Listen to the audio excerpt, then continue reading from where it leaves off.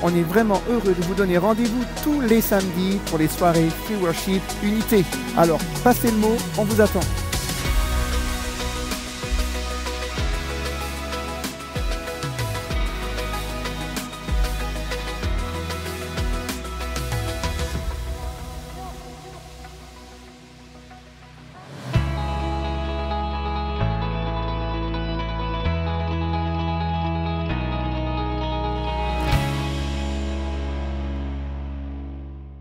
Ne ratez pas votre programme tous les mercredis. Alors, rejoignez-nous tous les mercredis à 10 h sur la chaîne YouTube MLK. À mercredi!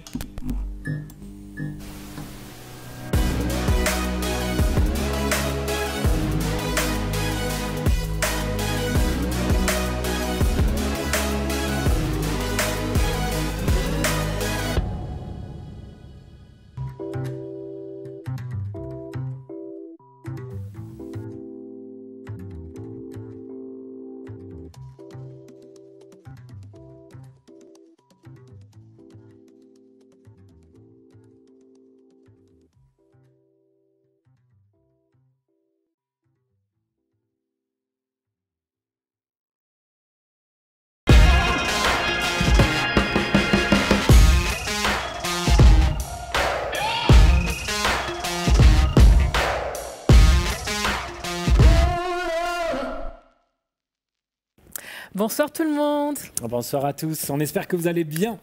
Bienvenue à cette nouvelle émission. On vous rappelle le concept si jamais vous êtes c'est la première fois que vous regardez ça.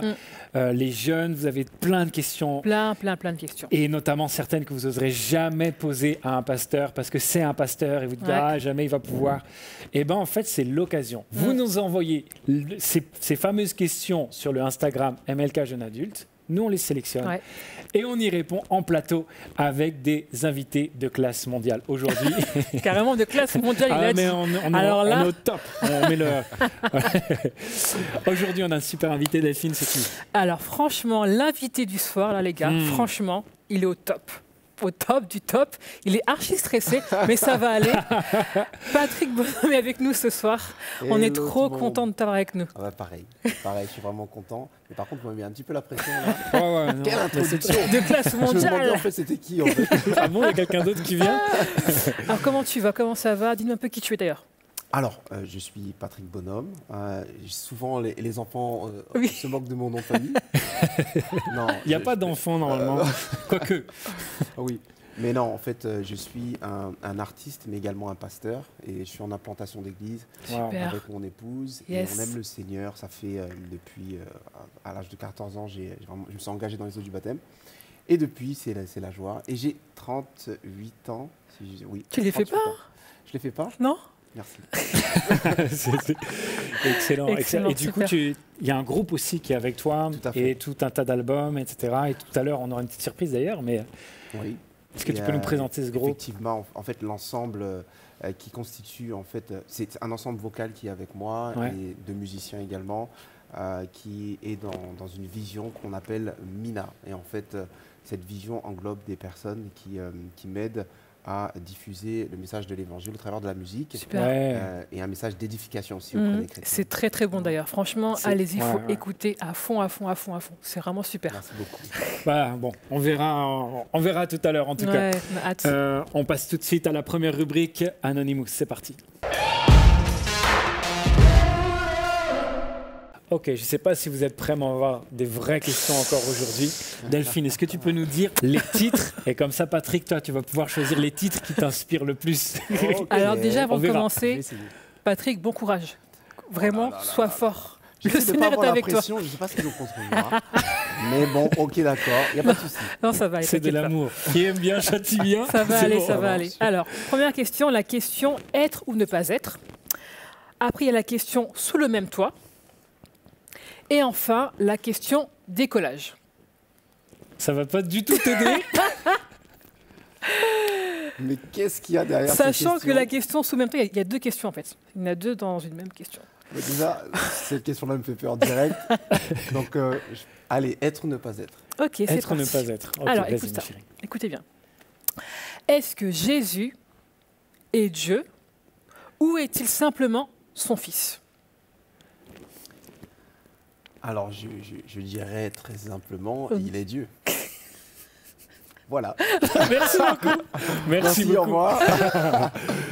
Non, Yes. je dirais simplement que lorsqu'un enseignant désire apprendre quelque chose à son élève, un bon enseignant va essayer d'aller au niveau de compréhension de son élève.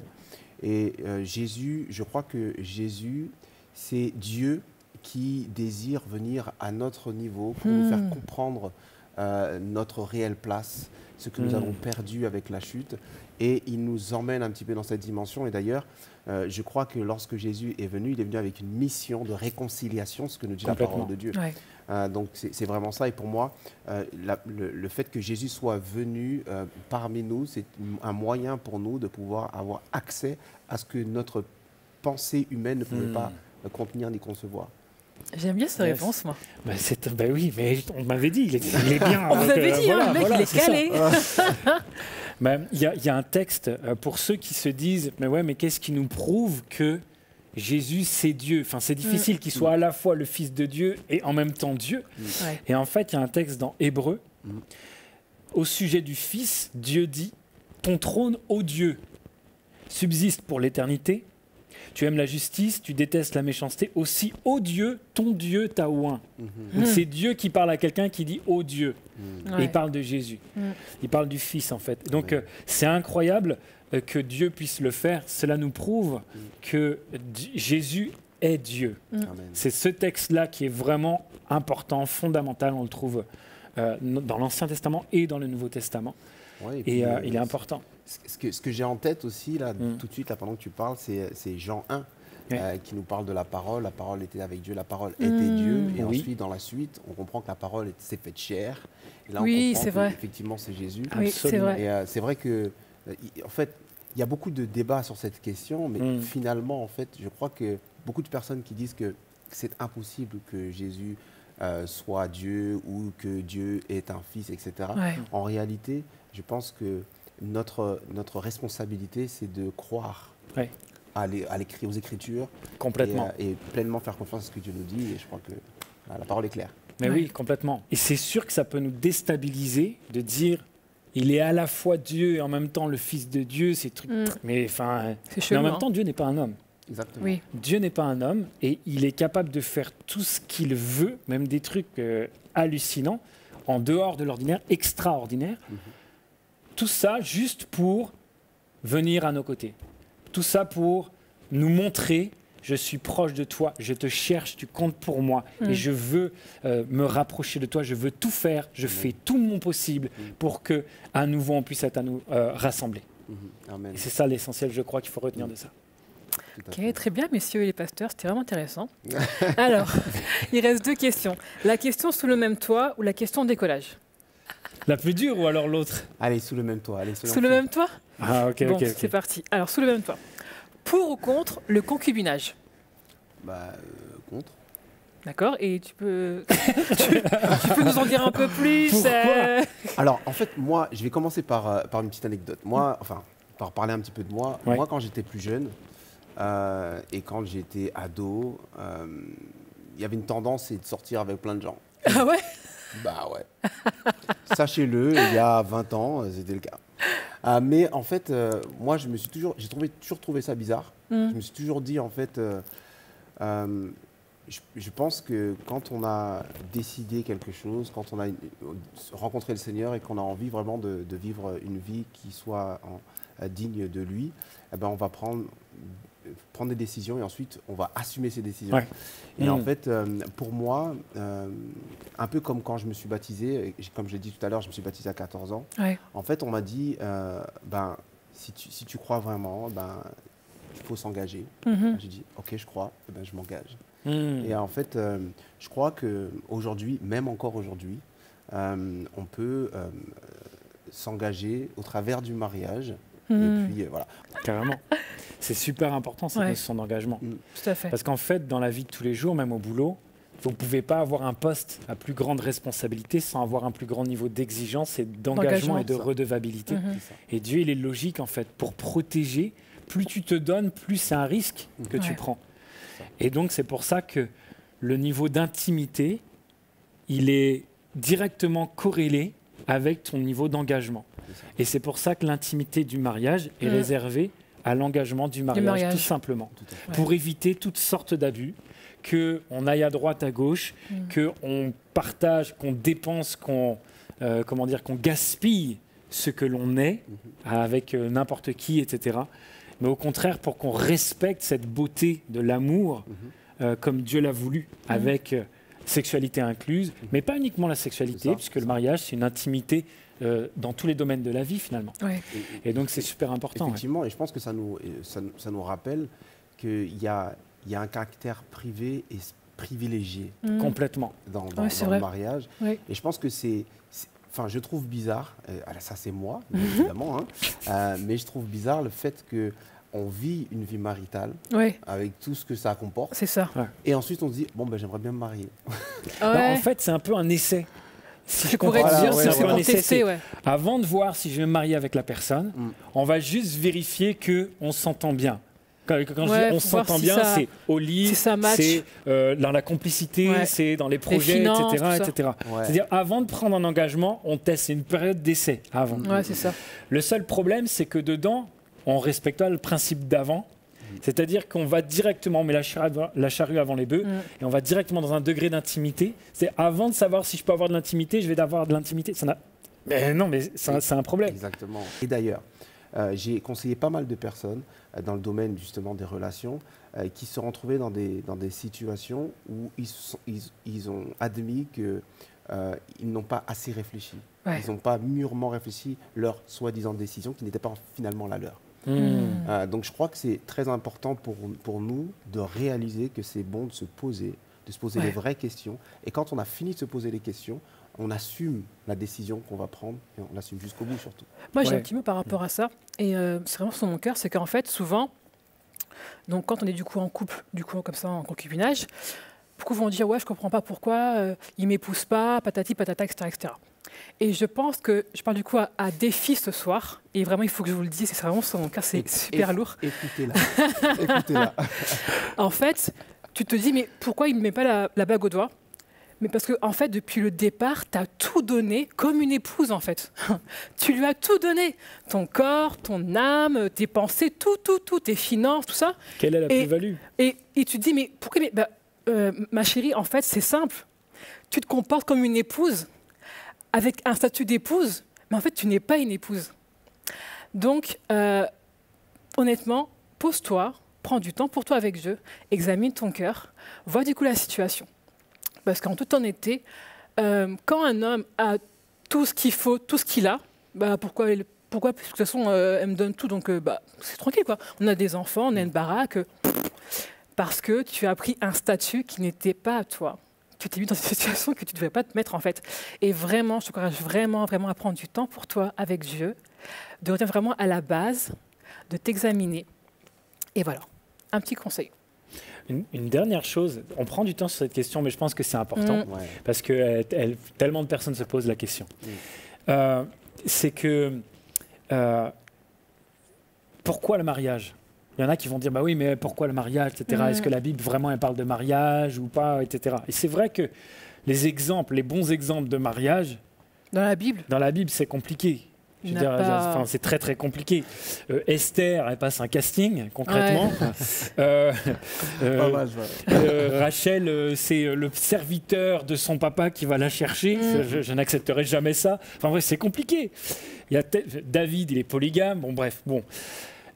C'est compliqué. Maintenant, ce qui est très important, il me semble, c'est que malgré tout, Dieu a imagé la relation qu'il va avoir avec nous, avec le mariage.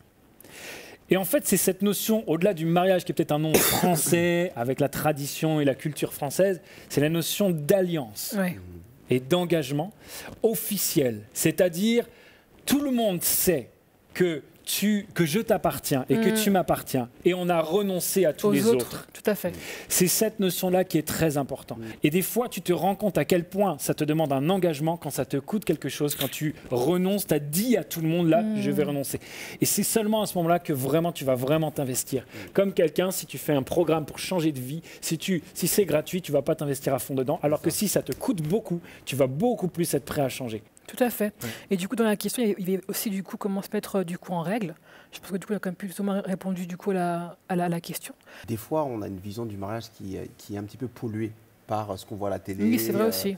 Si on n'a pas 20 000 euros de côté, oui, tout de suite, ouais, c'est ça, on stresse, tout ça. Je connais des personnes qu'à une époque, je voyais très souvent. Et donc, ils étaient en concubinage avant de connaître Christ. Yes. Donc, du coup, ils étaient ensemble. Et puis, quand la femme a rencontré le Seigneur, elle a prié pour son compagnon. Son compagnon a rencontré le Seigneur également. Et maintenant, ils étaient convaincus du mariage. Ouais. Donc, ils ont pris la décision de s'abstenir. Oui. Mais vraiment, voilà, ils ont pris la décision de s'abstenir. Et ensuite, ils ont décidé de se marier simplement, vraiment simplement, c'est-à-dire on appelle la mairie, on a une date, on y va, on se présente, très simplement. Et ils ont décidé de positionner en fait le mariage là où il est vraiment. Ce qui signifie, ça veut dire, c'est vraiment ils honorent Dieu dans le fait de s'engager et de se positionner. Et j'ai trouvé ça vraiment beau, merveilleux de la part de ce couple. Qui avaient déjà une vie avant, et qui ont marqué une différence. Complètement. Évidemment, si vous avez la possibilité de faire une grande fête après, faites-le, mais ne vous sentez pas bloqué par un manque de moyens ou quoi que ce soit. Si vous pouvez vous mettre en règle, faites-le, c'est important pour vous, pour Dieu, pour tout en fait. Et puis également, je ne sais pas combien de couples qui ont vécu ça, et le moment où pas parce que quelqu'un t'a mis la pression à l'église, mais toi, devant Dieu, tu dis mais il faut que je m'engage. Et du coup, ça nécessite l'abstinence ou d'autres conséquences également, de vivre séparé pendant un temps et tout. Parce que ce n'est pas que ça, l'intimité. Et Dieu t'en donne la force. Enfin, Dieu ne te demande pas de faire quelque chose que tu ne pourras pas faire. Et il y a une vraie aide de la part de Dieu pour tenir, parce que les besoins sont toujours là, vous connaissez déjà. Et évidemment qu'il y a un manque. Comment on fait pour tenir? Mais Dieu vous aide, il vous donne une force parce qu'il honore votre foi. C'est ça qui est extraordinaire. On veut vraiment vous encourager par rapport à ça. N'ayez pas peur. Vous allez voir, c'est vraiment un investissement spirituel pour vous et l'un pour l'autre. Vous prenez soin l'un de l'autre. C'est extraordinaire. Yes. Ok, merci pour ce long échange sur le concubinage. J'espère que vous avez bien compris, parce que franchement là, si vous n'avez pas compris, c'est grave. Bon, et pour finir, la dernière question. Vous allez avoir des problèmes avec elle. La question décollage. Est-ce que tu es prêt à décoller? Ok. Ça va? J'ai pas le choix. Donc oui, c'est la dernière. Et en plus, c'est super simple. Normalement, tu sauras répondre. Alors, comment se lancer dans son appel? Alors, il y a plusieurs étapes. Moi, je me rappelle que j'écrivais des chansons. En fait, j'ai écrit pendant longtemps des chansons, mais à l'oreille. Ça veut dire que je ne savais pas jouer d'un instrument. D'accord. Et donc, du coup, ce que je faisais, c'est que je fredonnais des trucs, je faisais du beatbox. Voilà, je me rappelle quand j'ai touché un petit quelque chose quand mon père est décédé, j'ai acheté une multipiste. Et j'avais pas d'instrument, donc je faisais des instrus avec des objets que je trouvais. Et puis en fait, j'essayais de faire des voix pour faire les nappes et tout ça. Et en fait, je me suis dit, en vrai, il faut faire avec ce qu'on a. Il faut faire avec ce qu'on a. C'est très bon ça. Et en fait, au fur et à mesure, on voit en fait, parce qu'on ne se rend pas toujours compte des choses qu'on doit développer et des choses qu'on doit développer en nous. Et au fur et à mesure qu'on s'en rend compte, il faut y aller, il faut développer. J'ai compris qu'il fallait que je développe ma voix, il fallait que je développe mon aisance vis-à-vis des gens, que je règle peut-être mes problèmes de timidité, les problèmes aussi d'assurance. Il fallait que je règle plein de petits soucis comme ça. Et voilà, parce qu'on marche vers ce que Dieu nous a dit. Donc c'est comme si on nous donne exactement, c'est comme si on nous donne un plan de carrière. Tu vas faire ci, tu vas faire ça, tu vas faire ça. Et en fait, on se dit, ok, d'accord, je dois faire ça, j'ai besoin de tel logiciel, j'ai besoin de me former sur ça, j'ai besoin de me former sur ça, et c'est ça. Se lancer, je crois, c'est se préparer finalement. C'est excellent. Merci beaucoup. Excellent. Je pense que tu le résumes très très bien. Dieu ne nous donne pas tout le temps toutes les étapes. Exactement. En revanche, c'est Luc Dumont qui disait ça, il dit Dieu utilise ceux qui sont en action. Et donc, souvent, la plupart des gens, quand on dit ça, comment faire décoller, comment lancer son appel, on attend d'avoir tout qui est tac. Tenez le billet, le monsieur. matériel, voilà, machin, n'oubliez pas ça. votre visa, c'est bon, tout est pris en charge. Mais c'est pas du all inclusive. Parce qu'en fait, dans le all inclusive de Dieu, il y a le fait que tu vas mettre tes mains dans le moteur et c'est en travaillant que tu vas avoir une expérience pour identifier toutes les choses sur lesquelles il faut travailler. Moi, pour rejoindre ce que tu dis, il y a un truc qui m'a fait péter un câble, c'est Abraham. Abraham, il reçoit il reçoit Dieu, et Dieu lui dit lève-toi, quitte ta maison, ta famille, c'est vrai. va là où je te dirai. Et puis, un truc de ouf. C'est-à-dire que le gars, il se lève, il part, mais il ne sait pas où il va. Moi, j'aurais dit non. Il abandonne son héritage, sa culture, ses racines. Il abandonne tout, il se lève et juste, il a entendu une voix lui parler, il lui dit de faire un truc et il le fait. Quand tu justifies ça à ta famille, je ne sais pas si il a négocié avec Dieu dans... Mais pas à ce on ne le moment-là. sait pas, ok. Mais moi, la vérité, j'aurais dit non mais Dieu, t'es sérieux là? Non mais attends, je veux ça, mais attends, mais tu te rends pas compte, ma mère, mon frère, c'est ça, ma soeur, mon chien, comment j'aurais négocié sec? Mais en tout cas, lui apparemment, comme tu dis, il s'est levé, il est parti. Mais c'est un truc de fou. Le truc de dingue, c'est que il n'est pas allé dans un endroit précis. Oui, c'est ça. Va là et puis voilà. Et puis quand il est arrivé, bam. C'est là que Dieu. C'est vraiment cette démarche de foi depuis le début. La foi, exactement, c'est la foi. Et je crois que Dieu, il sait très bien qu'il nous perdrait s'il nous donnait trop d'informations. Je crois qu'il a besoin ça, c'est sûr. de nous aider dans le processus de la foi. Donc, il nous donne un truc. Un pas après l'autre. Vas-y, fais ça. Tout à fait. Et puis vraiment, si on veut agir dans la foi, finalement, on fait ce petit pas et il nous rencontre là. C'est ça, c'est bon ça. C'est excellent. On espère que ça vous a bien aidé en tout cas. On enchaîne avec la prochaine rubrique, les amis. Est-ce que vous êtes accrochés? On y va. Ok les amis, on a une nouvelle rubrique à vous proposer, c'est la rubrique Free. On fait ce qu'on veut, on fait dedans avec les invités. Et on va profiter d'avoir Patrick avec nous pour qu'il nous présente son dernier EP qui est né dans le confinement. Est-ce que tu peux nous le présenter s'il te plaît? Oui, c'est un EP en fait qui m'est venu alors que beaucoup de personnes se posaient énormément de questions, mais surtout vivaient un certain réveil. Des personnes de communautés différentes, de couleurs différentes, de niveaux sociaux différents sont mis ensemble pour pouvoir prier et chercher Dieu. En fait, Dieu a bougé les murs.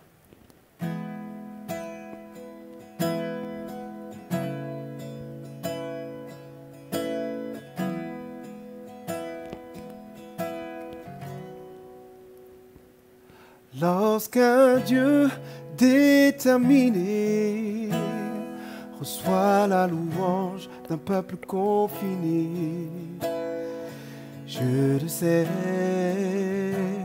il fait bouger les murs. Oh, il fait bouger les murs.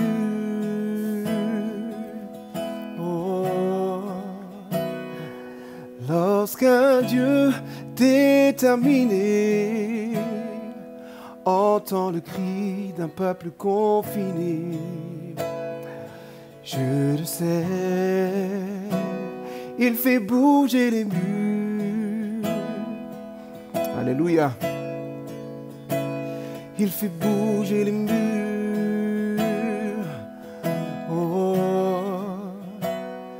Et quand je viens dans l'humilité et que je reconnais ma fragilité, je le sais,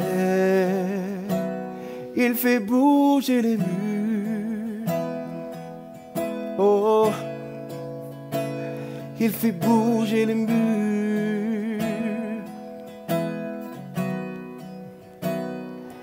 Les murs de l'intolérance, de la médisance, les murs de l'indifférence, Dieu les fait bouger. Les murs de la dépression, de toute addiction, les murs de nos traditions, Dieu les fait bouger. les murs de la jalousie, de l'hypocrisie, les murs de l'idolâtrie. Dieu les fait bouger. Avec moi, dis ça. Je suis libre. Ensemble. Je suis libre. Il n'y a plus de condamnation. Dis avec moi. Je suis libre. Je suis libre. Lorsqu'un Dieu déterminé reçoit la louange d'un peuple confiné, je le sais, il fait bouger les murs. Yes. Waouh, merci beaucoup. Patrick. On est sûr que les murs ont bougé chez vous là maintenant. Alléluia, amen.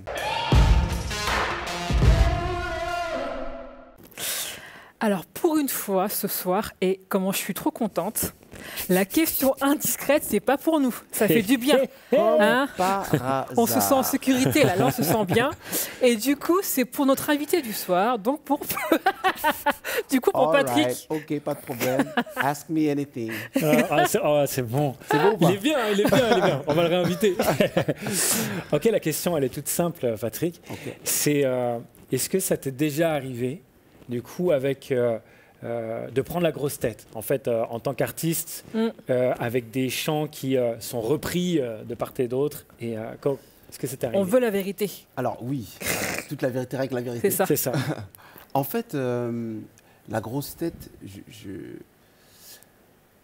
alors en toute honnêteté, je pense pas. Je vais m'expliquer. Ouais. Mais j'ai déjà quand même une situation où ça m'a remis en question. Okay. Je me rappelle quand j'étais parti au Canada, j'étais parti pour un workshop, c'était incognito, et on m'a reconnu dans un centre commercial. Ah ouais? Et du coup, ça m'a fait un petit quelque chose, quoi. Tu vois, Chez quelqu'un? Ça voilà, commence. J'ai passé un Carrefour ou à Leclerc à côté de chez moi. Donc,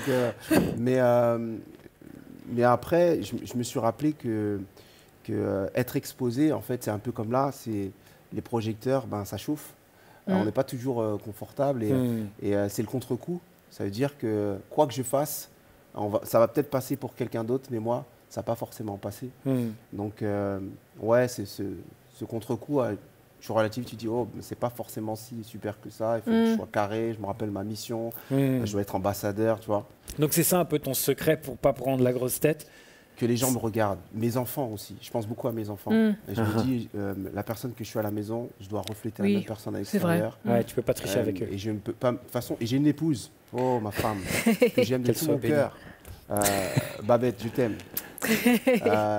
Je sais que si j'aurais tendance à avoir la grosse tête un petit peu, elle me rappellerait très vite qu'il faut qu'elle redescende. Tu penses qu'elle va le voir? Oh oui. Ah oui. Non, ouais. Et puis il y a un autre truc aussi, c'est que dans une conférence, je me souviens avoir fait la louange et pendant on était dans un temps de veillée, de louange. Et j'étais là, oui, adorer le Seigneur. Je parlais sans arrêt. Et à un moment donné, le prédicateur du soir, je crois que c'était Jonathan Valbon, qui m'a dit, je crois que c'est bon là. Ils ont compris. Laisse-les maintenant au pays du Seigneur. Et je m'en souviens toujours, Jonathan. Et en fait, je me suis dit, mais en fait, il a raison. Ça m'a remis en question. Tu sais, des moments où tu comprends quoi. Tu te calmes. Yes. Des fois, il faut parler, des fois, il faut se taire. Ouais, merci beaucoup. Merci beaucoup. Merci. On est sûr que ça va vous aider.